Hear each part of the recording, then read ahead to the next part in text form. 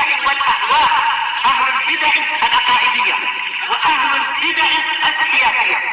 نقول بيننا وبينكم السلف، بيننا وبينكم الكتب، كان فيقول البدع بيننا وبينكم. قال الإمام النووي رحمه الله تعالى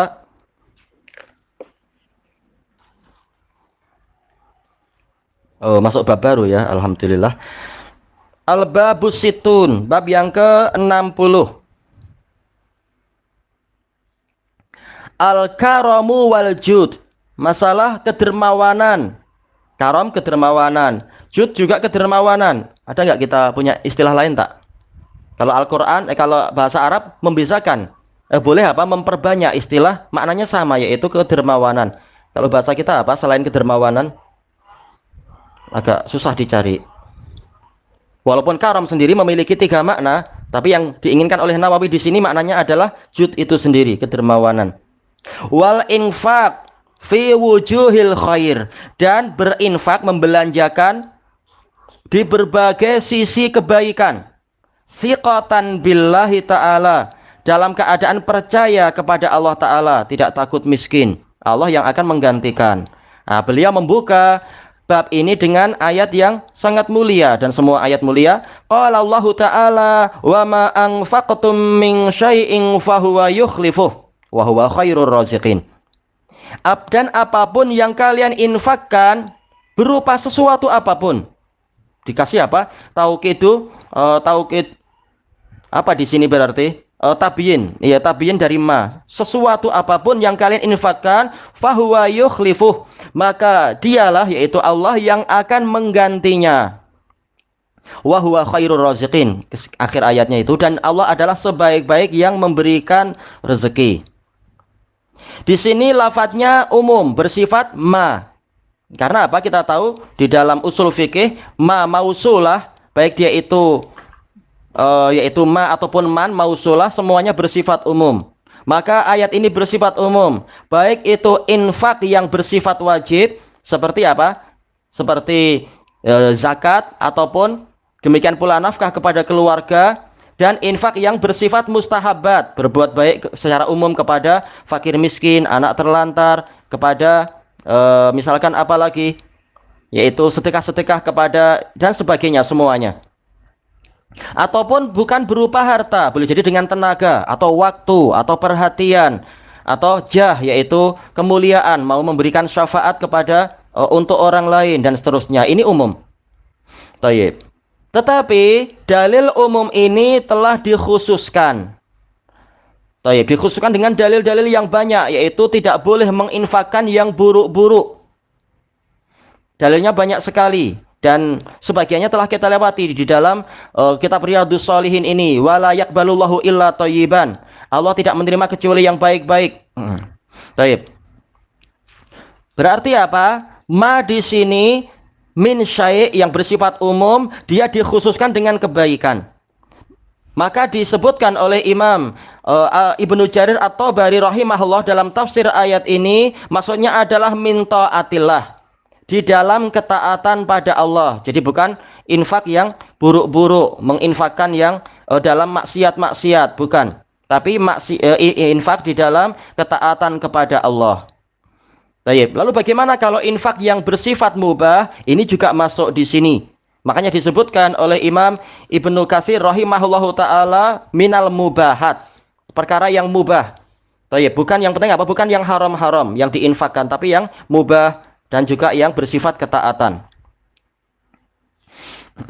Baik. Kemudian apa? Apapun yang kalian infakkan, dan ini umum, baik itu sifatnya banyak ataupun sedikit, baik dia itu barang yang sangat mulia ataupun barang biasa saja, kalau kalian infakkan dalam kebaikan, fahuwa yukhlifuh, maka Allah yang akan menggantinya.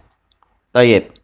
Di sini kata Al-Qurtubi ada takdirnya, ada penetapan dari lafadz yang tersembunyi, yukhlifuhu lakum au alaikum. Allah menggantinya untuk siapa? Untuk kalian. Bukan mengganti untuk orang lain, berarti bukan mengganti lah. Tapi apa? Lakum, mengganti untuk kalian. Jadi di sini ada janji yang sangat indah dari Allah. Kalian infakkan apapun, Allah akan menggantinya untuk siapa? Untuk kalian. Baik. Kemudian kita tahu bahwasanya rangkaian ayat ini membahas masalah harta dan anak.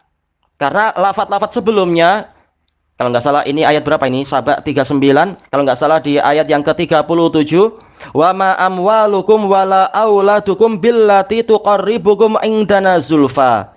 Bukanlah harta-harta kalian dan anak-anak kalian itu yang mendekatkan kalian kepada kami sedekat-dekatnya. Jadi kata Al-Qurtubi, intinya apa? Kita dilarang untuk terpedaya dengan masalah harta dan anak. Karena bukan harta dan anak itulah yang mendekatkan kita kepada Allah. Yang banyak harta maka dia akan masuk surga. Yang banyak anak, dialah yang paling dekat dengan Allah. Bukan itu. Tetapi apa? Kemudian Allah menyebutkan masalah amalan-amalan soleh. Taib. Kemudian diingatkan oleh Allah Ta'ala, cara mendekatkan diri kepada Allah adalah dengan infak. Bukan dengan menyimpan harta lalu merasa sudah dekat dengan Allah. Tapi apa? Infakkan. Infakkan dalam perkara apa? Perkara-perkara yang baik. Dan jangan khawatir. Setiap kali kalian berinfak, mengorbankan sesuatu untuk Allah, Allah tidak menyia-nyiakan. Bahkan Allah akan menggantinya untuk kalian. Tayyib, ganti itu di dunia atau di akhirat? Dijelaskan oleh Imam Ibnu Katsir, fid dunya wal akhirah. Gantinya itu di dunia dan di akhirat. Di dunia berupa rezeki-rezeki yang bagus, di akhirat berupa pahala dan kedekatan kepada Allah. Jadi jangan khawatir. Amalan sedikit di dunia ternyata dibalas di dunia dan di akhirat. Tayyib. Makanya ayat ini ditutup dengan apa? Dengan asma wa sifat yang sangat bagus. Wa huwa khairur raziqin. Dan Allah adalah sebaik-baik yang memberikan rezeki. Dijelaskan oleh Imam Ibnul Qayyim rahimahullahu ta'ala dalam Bada'iul Fawaid, bahwasanya sering Allah Ta'ala di dalam ayat targhib, ayat tarhib, ayat ikhbar, pengabaran dan sebagainya, Allah pasti akan memulai atau menyisipi atau mengakhiri dengan pemberitaan tentang asma wa sifat, menunjukkan bahwasanya asma wa sifat itu sebagai penuntut adanya amalan-amalan Allah Ta'ala tadi. Kenapa Allah mengganti? Karena Allah adalah sebaik-baik yang memberi rezeki. Dan sebagai konsekuensi yaitu sebagai konsekuensi dari janji Allah tadi adalah apa? Memang Allah itu sebaik-baik yang memberikan rezeki. Sebenarnya istilah konsekuensi di sini harusnya dibalik ya. Yaitu apa? Konsekuensi dari Allah yang memberikan rezeki adalah memang dia itu akan mengganti nafkah-nafkah yang dikeluarkan oleh para hamba. Tayyib. Berarti apa? Kalau Allah itu sudah janji dan memang zatnya itu punya sifat sebagai khairur raziqin, tidak ada alasan bagi kita untuk merasa ragu akan benarnya janji Allah Ta'ala. Makanya di sini Imam Nawawi rahimahullah dalam bab ini telah menyebutkan adanya hal siqatan billahi ta'ala, dalam keadaan kita percaya pada Allah. Baik. Bukan masih ragu-ragu, tapi apa? Bahkan kita percaya janji Allah pasti betul. Namanya saja khairur raziqin. Dan ini adalah nama Allah, nama yang bersifat idhofiyah. Sebagaimana ditetapkan nama itu oleh Syekhuna Yahya dan juga oleh jauh sebelum beliau tentunya apa? Imam Ibnul Wazir dalam kitab beliau Isarul Haqqi alal Khalq. Di antara nama Allah adalah khairur raziqin, sebaik-baik yang memberikan rezeki. Tayyib. Dan di sini ada isyarat bahwasanya makhluk juga boleh boleh disifatkan dengan sifatur rizq, memberikan rezeki. Tapi tentunya apa? Rezeki yang bersifat apa itu? Bersifat lughawi. Karena rozaqa artinya adalah a'ta, memberi. Makanya Imam Baghawi mengatakan khairur raziqin, maksudnya adalah khairul mu'tin, sebaik-baik yang memberi. Maksudnya apa? Makhluk mampu memberi. Buktinya Allah menyuruh kita berinfak. Berarti kita punya sifat memberi juga. Tapi siapa pemberi yang terbaik? Allah Ta'ala. Baik. Makanya ini juga dibahas oleh Imam Asy-Shinqiti rahimahullahu ta'ala dalam Adwaul Bayan. Allah menetapkan bahwasanya kita punya sifat memberi. Sementara Allah juga punya sifat memberi. Tetapi tidak sama antara fi'ilnya Allah dengan fi'ilnya kita. Tidak sama antara sifat Allah dengan sifat kita. Sebagaimana tidak sama antara zat Allah dengan zat kita. Kita mampu memberi, tetapi pemberi yang terbaik adalah Allah Ta'ala. Baik. Dan boleh kita mensifati orang dengan apa? Rezeki. Seperti dalam hadis muttafaqun alaih dari Ibnu Umar.